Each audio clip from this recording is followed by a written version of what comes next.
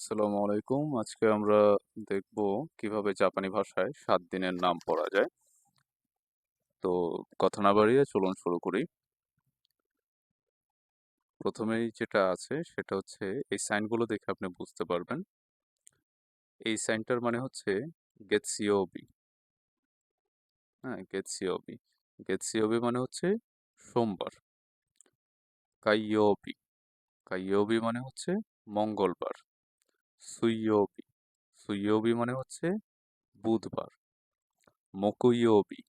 মকুইয়োবি মানে বৃহস্পতিবার। কিনিয়োবি। কিনিয়োবি শুক্রবার। দৈয়োবি। দৈয়োবি শনিবার।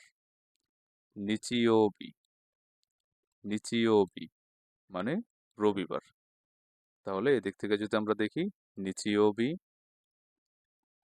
তারপর হচ্ছে গেতসিয়োবি, কাইয়োবি, সুইয়োবি, মকুইয়োবি, কিনিয়োবি, দৈয়োবি। এই হলো জাপানিজ ৭ দিনের নাম। ভিডিওটি দেখার জন্য অসংখ্য ধন্যবাদ। যদি ভিডিওটি আপনাদের ভালো লাগে তবে লাইক করবেন, কমেন্ট করবেন, সাবস্ক্রাইব করবেন এবং পাশে থাকা বেল বাটনটিতে